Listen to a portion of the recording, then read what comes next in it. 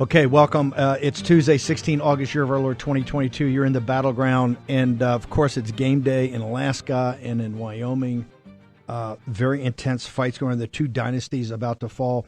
But there's so much else going on at the same time, particularly in battleground states. We've got Vernon Jones from Georgia discuss this grand jury. We've got Mark Finchem from Arizona and Emerald Robinson.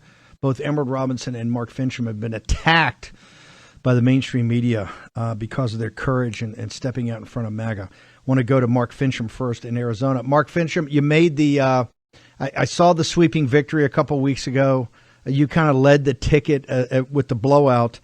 You're up against a Soros-backed guy. And, of course, CNN's got to come in right away with the first piece on you after the campaign. Instead of congratulating you for your amazing win with no money, no cash, the K-File, which is supposed to be their investigative unit, they come after you hard. I think you've got a secret hit list. You've got a secret hit list of people guilty of treason. Is that what K-File's telling me? Well, it's the treason watch list. So it's quite a list, and I'm sure you'll appreciate some of the names on it. Janet Napolitano, who, by the way, said every returning veteran should be deemed a domestic terrorist. Then you've got John Kerry, who's sleeping with the enemy. Eric Swalwell, also sleeping with the enemy. So there's a lot of notable figures there. And, of course, they don't like the idea that I encourage people to purchase ammunition while you can. So my response to that and the attack that they were going after me on, it's like, well, how's that any different than the IRS? Crickets. What are they? Are they trying to? Let's talk about. Well, let's talk about this. The race. Let's talk about. We're past the primary. You're obviously President Trump's endorsed candidate. You were one of the mainstays of the big steal. That we got to get to the bottom of this. But you're running against, Katie Hobbs got a lot of media publicity, but she's running for governor. You've got the two in one in Colorado and one in Michigan that are obviously household names. Jenna Griswold and so those are household names running for secretaries of state. They have not moved on yet. But you're up against a Soros candidate that really hasn't gotten a lot of attention. Why don't you K-File? I know K-File's not going to go and do an investigative report of him, but tell me about this guy. What tell us about the opposition and the difference in this campaign as we roll up to November 8th. Yeah. So breaking news this morning: Adrian Fontes, who, by the way, was the county recorder for the Maricopa County 2020 election. Yep, that's the exact same guy. So he apparently has received a direct donation from George Soros for $5,000. Apparently George didn't understand you can give up to $5,300, but as much money as they're going to amass in this, they're probably looking at about $2.5 million that they're going to run in that Secretary of State race. But Adrian Fontes had a hand in Fast and Furious. Yeah, that whole debacle under the Obama administration. And then, of course, he was the one responsible for running the 2020 election in Maricopa County. Now, keep in mind, he was sued by his own leftist Katie Hobbs Secretary of State because he wanted to just indiscriminately open emergency voting centers and facilitate early voting and without any legislative authority whatsoever. He wanted to flood the zone with ballots to everyone without legislative authority. And we all think it was a setup. Of course, Katie Hobbs sued him. And then we have the consent decree, which is the executive branch colluding with the judicial branch to create new law. So what he's done in his history is demonstrated that he's lawless. He doesn't care about the law. He doesn't care about the public policy that the legislature tells the recorders to follow. So I have every reason to believe that he's going to behave the same way in the Secretary of State position. If we can't let this guy anywhere near the keys to the kingdom when it comes to election integrity and security.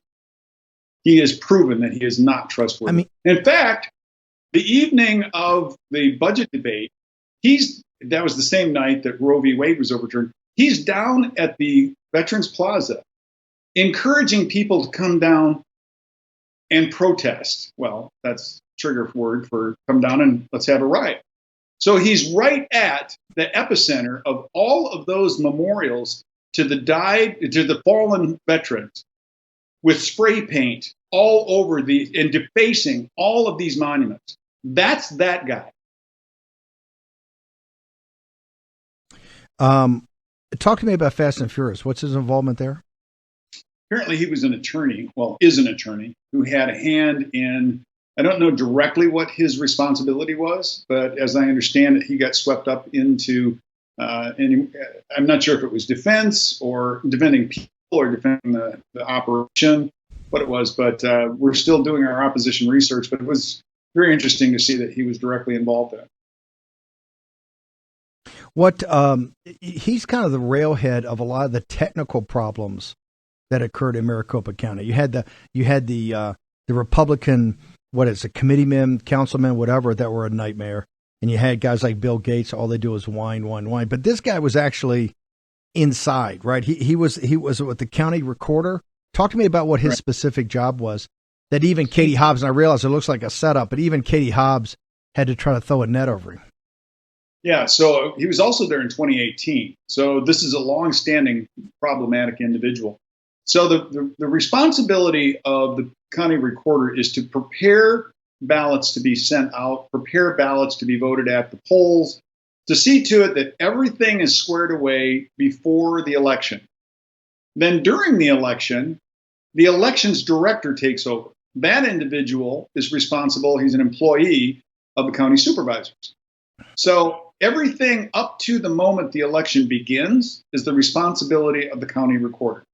So when you've got dirty voter rolls, when you have ballots that may be incomplete, when you've got ballots that are being mailed to individuals that don't exist, that all lands at the doorstep of the county recorder, and that was Adrian Fontes. Hold it, stop. Right, full stop right there. Given all the problems with just the segments, the categories you've outlined, no rational human being, no independent or moderate Democrat could want this guy anywhere near being Secretary of State. It not just was the 2020 election bring international focus on Arizona. This last debacle, I mean, this is for the good of Arizona and going forward as a major state, because the future is so bright for Arizona. But you got to clean up the voting situation. Nobody could have given just the massive problems and questions you've had in his area of expertise, which I say he's a railhead of a lot of the problems that went on just technically. How could this guy possibly run with a straight face? Well, because he's a leftist. He's a hardcore leftist, just like Katie Hobbs. And he's talking to the echo chamber base. I don't think he's got the right kind of gravity for bringing in mainstream conservative Democrats. By the way, there's a lot of them out there, people who are appalled to see what's going on in the Democrat Party. They're not leftists. They're liberals. They're not Marxists. They're liberals. And their opinion of the leftist ideology is repugnant to them. So we now are focused on making sure that folks understand the job of the senior elections official in the state of Arizona, that would be the Secretary of State, is to see to it that everyone who has a hand in election, from the supervisors to the recorders to the elections directors, all the way down to the employees that work for each county that deal with elections, that they live by the law, that they follow the law. That is the job of the Secretary of State, to see to it that nobody has their thumb on the scale of election justice. Now, once you're elected to the Secretary of State's role, you really do have to take your partisan hat off and see to it that the office is serving people, not party. And right now, under Katie Hobbs, it's clearly serving a party. It's not serving the people. So I think you're right. How do you, with a straight face, vote for a guy who is so rabidly liberal out on social media? So rabidly leftist out on social media. He doesn't have liberal ideology. He has leftist ideology. Talking about bringing people down to the plaza to riot, to deface monuments, that kind of thing. That's not what people want to vote for. They want to have a Secretary of State who's going to be boring, who's going to just follow the law and see to it that everybody else follows the law. Hard stop. He's going to get source. He's a source-backed candidate. He's going to raise many millions of dollars. That means you've got to get competitive in this race. Mark, how do people get to you, your campaign, now that the primary is over, and how do they follow you on social media? Yeah, I am the Republican nominee for the Secretary of State in Arizona. They can go to votefinchem.com. That's VOTE, F like Frank, INCHEM.com. And please click on the donate button. We're going to have to raise $2.5 million, and we got about 82 days to do it. So dig deep, ladies and gentlemen. Dig deep, because we are going to have a fight on our hands. This is going to be rugby with knives. Going to be very tough. Mark Finchem, thank you very much. And I wouldn't sweat the K-File CNN story too much. It's kind of a nothing burger. But thank you for coming on today. Well, I mean, what about the IRS? Pathetic. Okay, let's go to, I got Emerald Robinson with another smear of Emerald Robinson that you're not going to believe this story. But I want to start with, go to Vernon Jones. Vernon Jones in Georgia. Rudy Giuliani, the media is melting down. You've got John Bolton saying, it's so terrible for Rudy. I feel so bad. Can you walk on and say exactly what is going on? You've been a Democrat. You were a Democrat before you flipped to MAGA for many decades. Can you just tell us structurally? You don't represent Rudy. I got that. You're a buddy of his, as I am, and we think highly of him. Right, and you're a MAGA warrior, but can you just walk us through what is going on in Fulton County, sir? Yeah, what you have on Georgia's state statute, is what you call a special purpose grand jury. The judge agreed for this to happen back in May. It'll be about 200 witnesses. They would come together, and when I should say, yeah, about 200 witnesses, I understand, is going to be called. You have a jury pool. And they would come before that grand jury and talk about what happened with Donald Trump's phone call. As a result of that, they would gather that information, the district attorney will, and come back and make recommendations to the government. At the same time, that special purpose grand jury has absolutely no indictment powers, because it's not for that purpose. It's for government operations. But what they can do is the district attorney can come back, and based on your sworn testimony, she can come back, or he can come back and impanel a grand jury, criminal grand jury, that gives the powers and the authority to indict a person. So what we have in Georgia going on right now is a special purpose grand jury without any indictment powers, but it is sworn testimony. And anybody who goes before that grand jury, that special purpose grand jury, can be indicted in a subsequent criminal in panel grand jury. Vernon, but let me tell you. So here's what that. Hang on. That's the clearest explanation I've gotten. But every night on MSNBC and CNN, it's like they don't say the part that's civil. It's like criminal. They're going to indict Trump. They're going to indict Rudy. They got this indictment, that indictment. You've got the fake electors. It's all about that. This thing's moving. I mean, literally every day. In fact, it wasn't until I talked to you that I said, well, hold it. I didn't understand that. I don't think anybody does. You're saying this special grand jury is actually civil. Now, it can lead to criminal, I guess, charges, but wouldn't that just be recommended? They can't file criminal charges. Whether you go to another grand jury or you go to a prosecutor? How does it actually go from a civil situation, what looks like government functions or government operations, to go to the criminal part? Yeah, see, the original statute, the intent was to allow for government operations review, and this grand jury, special purpose grand jury, will make recommendations to the government. Hey, here's something that's not functioning right.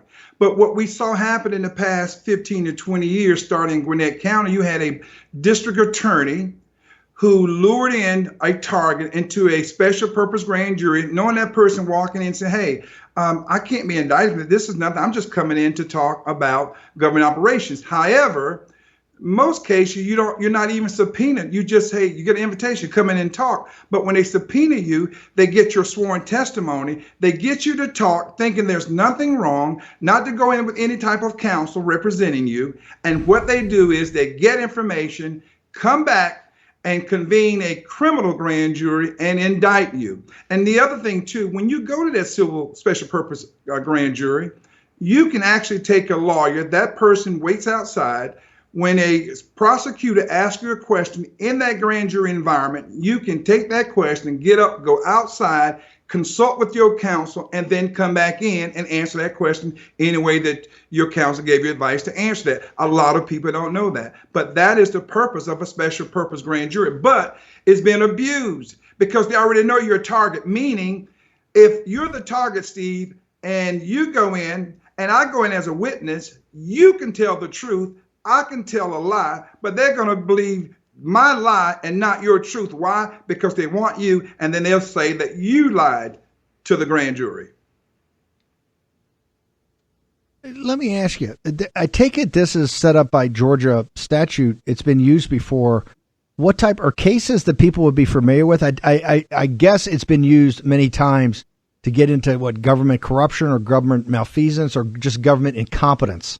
What are some of the ones that you're familiar with that may ring a bell in people's minds, or you could point to something that folks down in Georgia, we're on a big radio station down there, would recognize? So let's say if there's they want to review what is going on in the finance department. How do you issue municipal bonds, or what's going on in your watershed department? So that special purpose grand jury will convene. You come in as government officials and you answer questions. It's an educational thing. But that grand jury can look at that and say, well, wait a minute. We think we can make some recommendations to make this process more functional. So they make recommendations. That's why you cannot indict from that. It's a civil, it is not criminal. In most cases, 99.9% of the time, it has been used for people not to come in from a subpoena, but just to walk in and have a conversation. But what we saw happen, again, originated going back to one of our local counties where a district attorney used that special purpose grand jury to come in, hey, we just want to ask you some questions about government. They start over here asking about A, but they can ask you about everything, including those things that have absolutely nothing to do with that particular area. And all of a sudden, they come back, they get that sworn testimony, and they convene that criminal grand jury, and you get indicted. It's abuse. I take it it's abuse. That's why Georgia needs to change that. By the way, one quick thing. They don't even have to tell you that you're a target. Go ahead, sir. They don't even have to tell you, Steve, that you're a target. They do not have to tell you that you're a target for that special purpose grand jury. They can go either way. So guess what? A lot of people don't know they're a target. So this particular case, the district attorney just told Rudy Giuliani just a couple of days ago, you are a target. 2 days before he goes to appear, why didn't he say that, or they say that in the very beginning? But really, they didn't even have to say that he was a target. He just could have come on in and they would have just handled business as usual. So at least he had some time to realize that he's a target. Yeah. And remember this, all the news broke within the past 48 hours. Oh, Rudy Giuliani is now a target. Yeah, but nobody realized it was of a civil. Okay, let me ask you a dumb question. I'm from Virginia, and the Georgia guys are much farther ahead than us, so I'm a little slow. If you have a special purpose grand jury that's supposed to look at government functions and how things are going on, how come one could have never been impaneled by this district attorney on all the problems we had in 2020 in Fulton County in the election? I mean, I've been all over the country, Michigan, Pennsylvania, Wisconsin, Arizona, all of it, and Nevada, that by far, by 2 orders of magnitude, even worse than Maricopa County, is Fulton County and all the problems down there. Why was a special grand jury on a civil side not impaneled on that, and then could lead to criminal about Raffensperger and how this whole thing was run, even the people running the election in Fulton County, which you, I think more than anybody, were an expert at walking through what all the shortcomings were, sir. Well, you're absolutely right, and that was the intent of the law. So if there were questions, public questions and concerns about the election process, that would have been a perfect venue to gather those who have worked involved, a part of the elections, from the state to the local levels, to say, hey, Here's how we got to having drop-off boxes from the very beginning. Here was the settlement agreement with Stacey Abrams. Here's why we did this, and here's why we did that. And you gather that information, and then you come forth with a report. And in that report, it should be recommendations on, okay, here's how this happened, but we think things would be better if it were done this way. So here's some recommendations. You guys can go back and use them or not use them to make your elections more efficient and more effective, as opposed to looking at Trump as a target because he made a phone call to the Secretary of State. And by the way, Steve, remember this. Trump had his lawyers available at that conference call, and so did Raffensperger. Lawyers are talking. Any given time, somebody could have said, hey, we're not going to talk about this, or hey, you intimidated my client. But it was a conversation.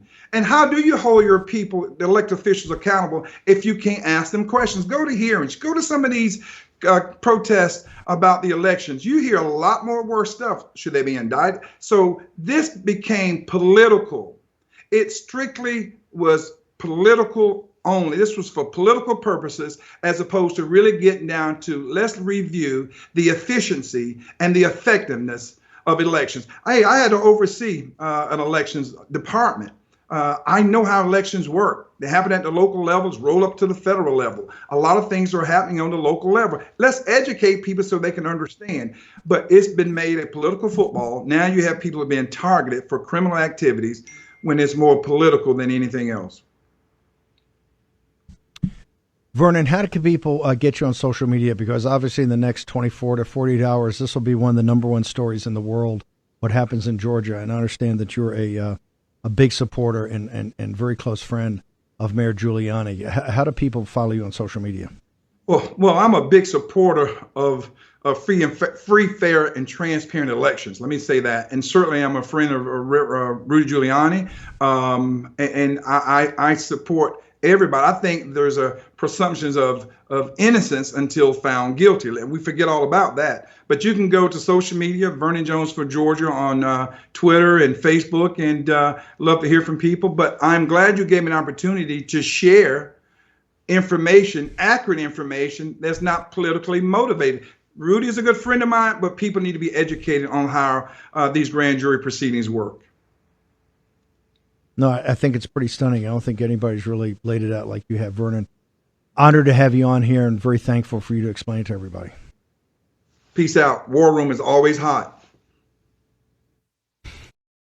Vernon Jones down in Georgia. Want to bring in Emerald Robinson. And I ask Logan and the team in Memphis if we can make sure that we've got this.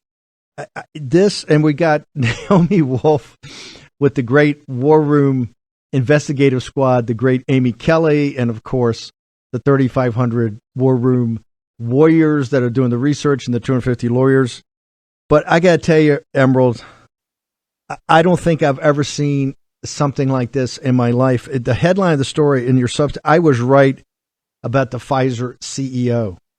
And it took Jordan Schachtel, who used to work for me at Breitbart many years ago, actually reading a bio, but I want you to walk through the story. It's too powerful, and particularly in this moment when I think now a lot's coming out that even mainstream sources and people that have not been part of the anti-vax crowd or questioning the vax or questioning the mask or questioning everything are now open to starting to hear. So the story is from your Substack, I was right about the Pfizer CEO. It's by Emerald Robinson. It's brilliantly written. And what I love is you connected every tweet, every excerpt from the book. So it's a fairly definitive piece.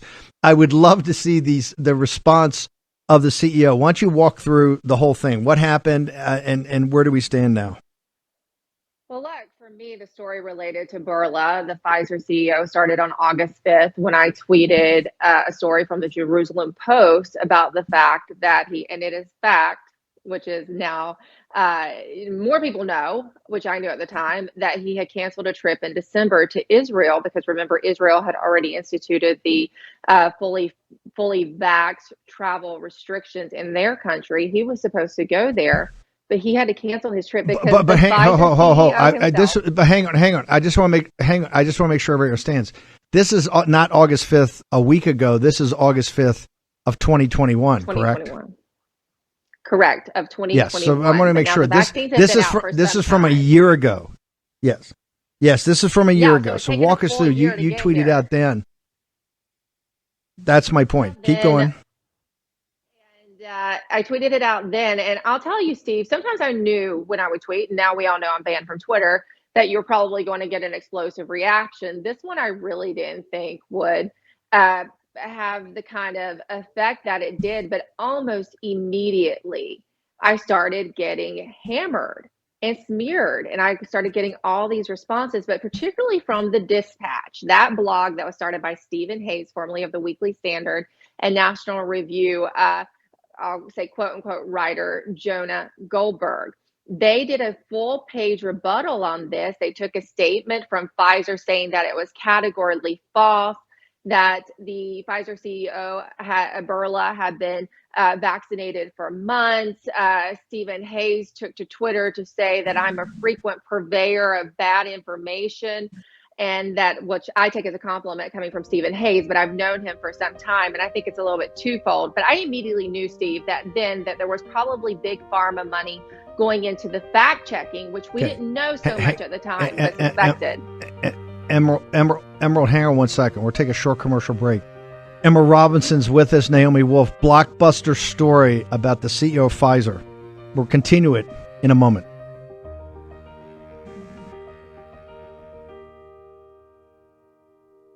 War Room Battleground with Stephen K. Bannon. Okay, welcome back. I have Emerald Robinson and Naomi Wolf's going to join us shortly. Emerald, just to set up, you sent a tweet out on the 5th of August of 2021, a year ago. Said you had sources, you knew that Burla, the CEO of Pfizer, had canceled a trip to Israel the previous December, which was 20. That was on the initial rollout. That's when, President Trump, we had this fiasco about the election, but the vaccine was going to start being rolled because he wasn't vaccinated.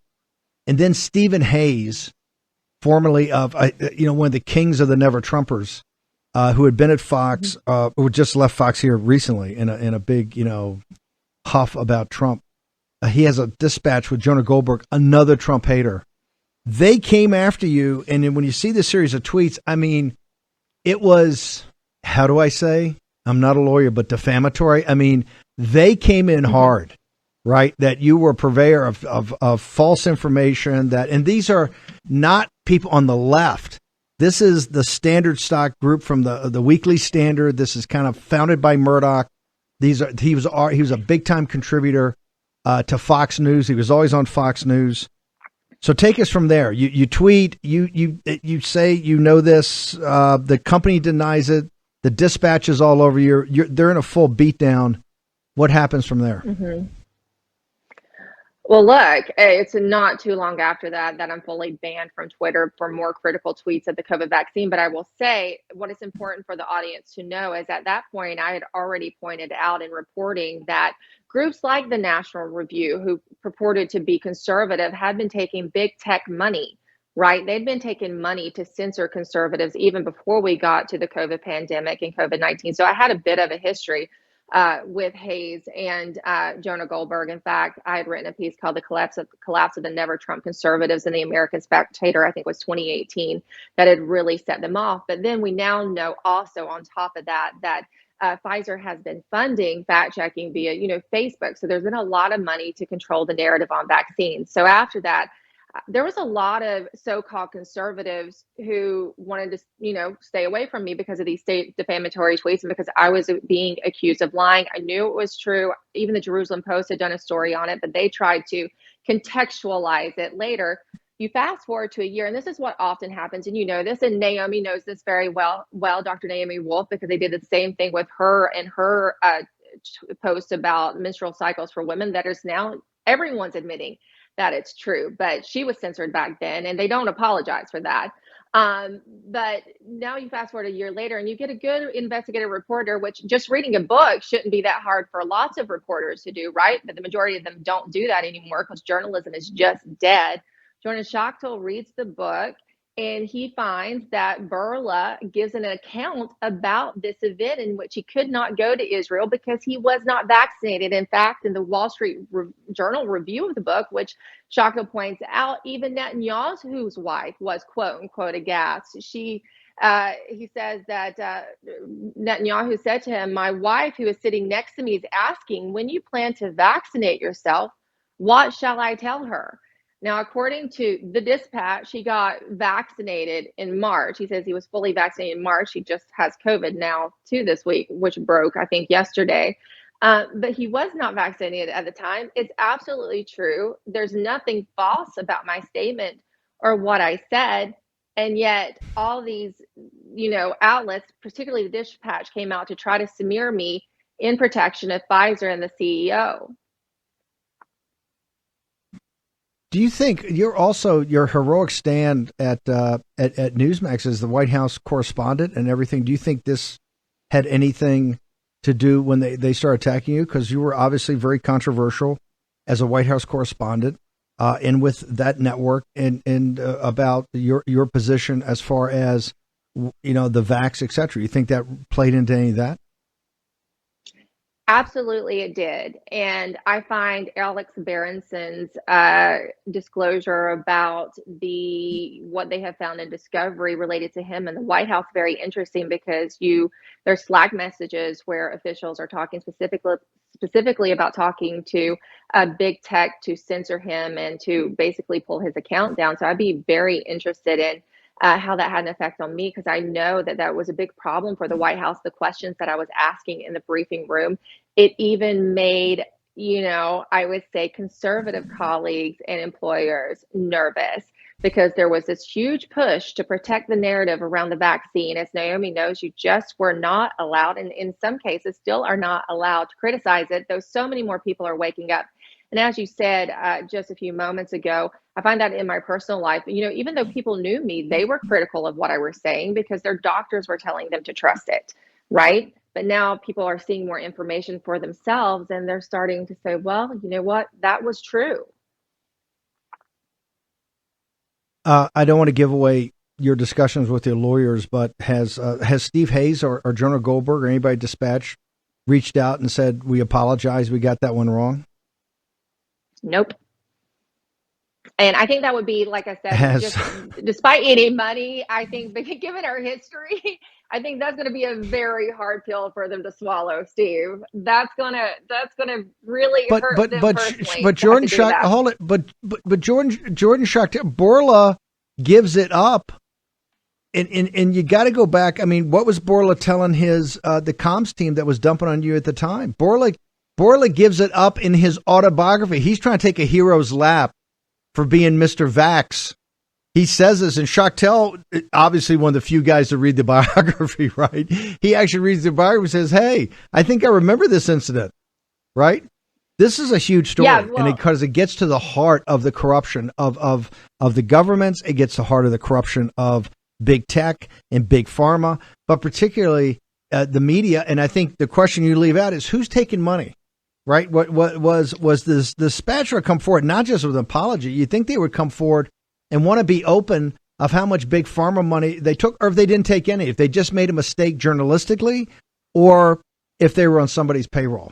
Emerald Robinson. I can tell you, personally speaking, from having dealt with Jonah Goldberg before in regards to the National Review and the money that they've gotten in support from big tech, he continues to try to spin that in a way that they did not take it. So I would suspect that he would do the same in this. Now we'll see, because this is just now happening. So we haven't gotten into really further developments of it. But I do expect a correction to this quote unquote fact check.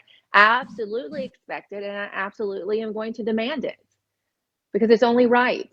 Well, the Dispatch is a big voice in the kind of old Republican Party, never Trump faction. And so this is not a small story. Emerald, we got to bounce. How do people, I know you've got the show that comes on before us on Frank's Speech, but how do people track you on social media? Because this is a very big story, and we're going to keep up to date on it minute by minute. Yeah, and I will definitely keep everyone up to date as it goes along. You can follow me on Substack at Emerald D as in dog, B as in boy 3, EmeraldDB3.substack. emeraldrobinson.com and on my Getter at Emerald Robinson on Getter. And of course, watch the show at noon Eastern time on Frank's Speech. Emerald, thank you very much. And we're going to make sure we push it out everywhere. Emerald Robinson Thanks, follows us on Frank's Speech every day. Thank you, ma'am. Great job. Naomi, I had to have this one on before you, and we may not have time totally to get into the mail side today because I want to make sure, I want to go back to this. You're starting to see these come up, and I want you to frame it, since you've been a professional journalist since the 1990s, of what you're seeing here. This is a perfect example from the right of, and we don't know if people are taking money or whatever, but somebody comes out with information, they tweet it out, they stand by it, and you have the whole world come down on them.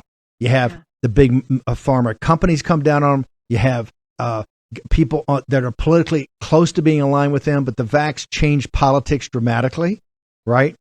And then a year later, a book comes out, and a journalist who's doing his job reads the book and says, wow, this incident that was so big, it turns out Bourla admits in his autobiography, his memoir about this time in life where he's trying to be the hero's journey, he admits he was not vaxxed at the time.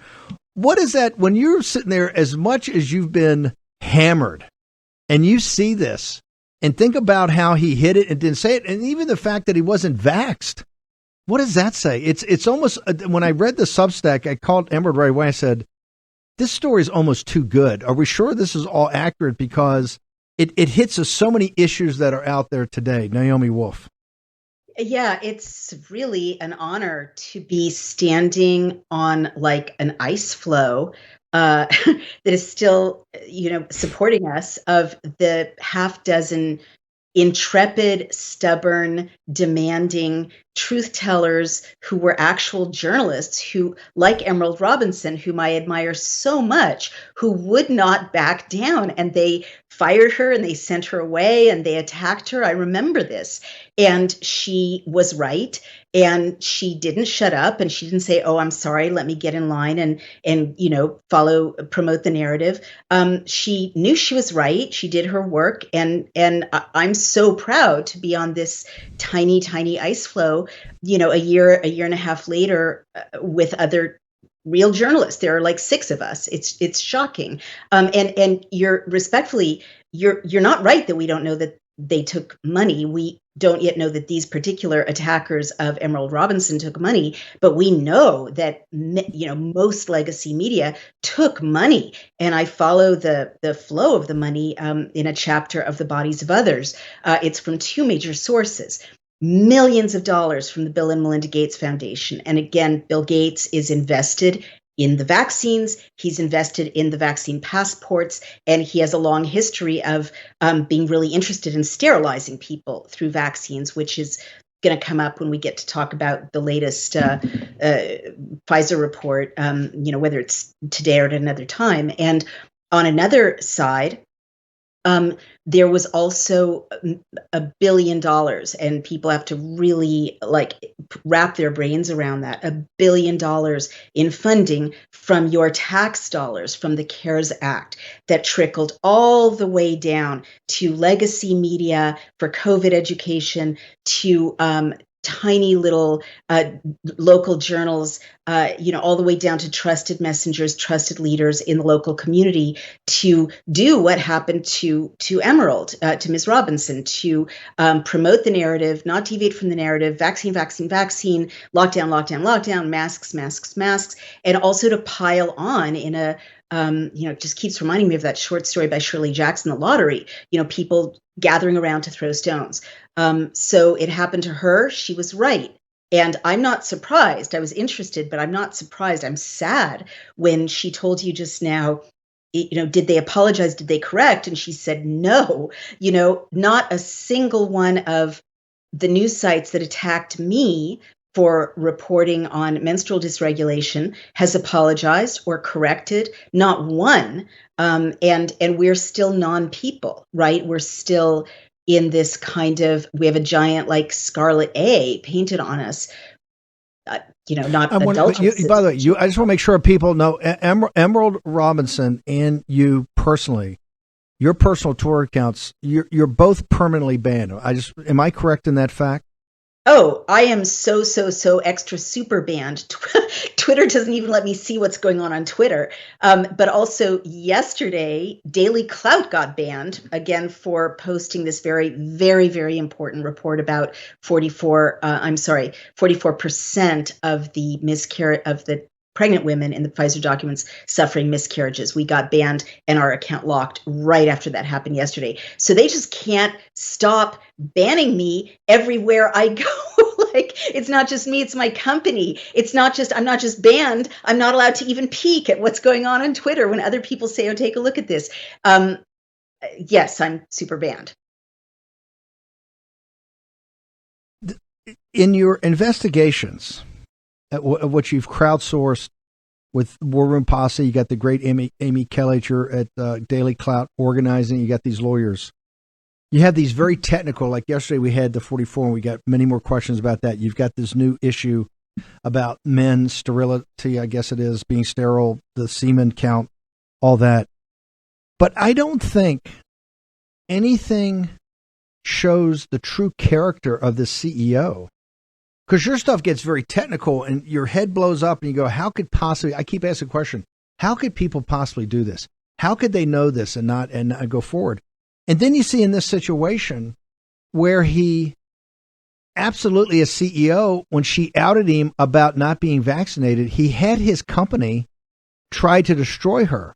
Now, I don't know if they gave money to these other journalists or not. We don't know that. We'll find that out later. But his company went after her in the highest thing. And at the time, he's up there as one of the biggest spokesmen for this in the rollout. And we only find through his memoirs, which he's trying to be the hero's journey, that there's a section where he admits that she was right, but also admits kind of all these people at the time. He's on MSNBC every day. He's almost as bad as Fauci. He's at the World Economic Forum. This guy's everywhere. In fact, that's why he writes the book, because he wants to brag about it. Right. But that he hadn't gotten vaccinated at the time. What does that tell you about this individual's character? I mean, once you see that, to me, you can understand, yes, now that frames these documents in something that we couldn't see before, because then he's put in high relief, not just as a hypocrite, but something far darker and far more dangerous. Naomi Wolf. I mean, we really all need to reread Mein Kampf, because Hitler said, I mean, you're seeing a lot of basically Nazi practices resurfacing, and one of them is around propaganda. And Hitler said, if you just keep repeating the lie, make a lie big enough, and tell it often enough, people will believe it. So you're still, I mean, respectfully, Steve, it's kind of sweet, but you're still like wanting there to be like this Western kind of post World War II kind of Judeo-Christian narrative of, this is a guy who's supposed to behave in a certain ethical way, and his character determines his fate, and he's clearly behaving unethically in this case. But what I'm saying is, I'm asking you to abandon that, because that is just going to kind of slow down our grasp of what's really happening here. He never expected or pretended to himself that his job was to tell the truth. He is a cover. He's a front man for what's emerging as either a geopolitical attack on the West, spearheaded by the CCP, and I think it's both, a geopolitical attack on the West through these injections, spearheaded by the CCP with the collusion of the World Economic Forum and the Bill and Melinda Gates Foundation and other bad nonprofits who are really trying to dissolve the nation state and dissolve Western ideals and reconfigure the West, especially in such a way that it looks like, in such a way that people are sterile. And they solve the kind of climate change problem by, I mean, I was very reluctant to reach this point of concluding this, but now that I've seen the 360-degree harms to reproduction, human reproduction, absolutely, they left nothing untouched in the Pfizer documents. There's nothing to do but conclude that it's an attack on the West's and America's ability to reproduce itself in the next generation. I don't know exactly who benefits from this, but I know that you can't pull this off, without a great deal of coordination at the highest levels, but also Bourla isn't just like a CEO of a tech company. He is a front guy for this whole re-engineering of society, not just the vaccines, but the lockdowns, the masking, the propaganda, all of it. The transfer of wealth, the centralization of economies. But he's also, and I said this in a very important Substack, if you don't mind my saying so, of mine, that everyone should read. He's not running a German company. He's running a German-Chinese company. And there's a memorandum of understanding of BioNTech, which is his subsidiary that he, adopted in order to create these mRNA vaccines. They're in a memorandum of understanding, which means it's the same company, essentially, this subsidiary, and Fosun Pharmaceuticals out of Shanghai, which produced 1 billion of these injections, which then distributed them outside of China. People in China are not taking these injections. And as I knew would happen, they've opened Fosun Pharma Boston and Fosun Pharma Princeton, New Jersey, with Fosun Pharma USA. So now these injections are made by China. So we should not be surprised that Bourla sent his minions to destroy the reputation of a respected Western journalist who is telling the truth, because he's not operating from a position of Western norms and post-Enlightenment norms of character and decency and honor and accountability. He's a front guy for China and the World Economic Forum, trying to kill us, basically, or trying to sterilize or injure us. And I'm so sorry to have to conclude this, but we'll get there faster, to do what we need to do to protect ourselves if we really kind of drop the expectation that these are decent people in a Western context. They're not.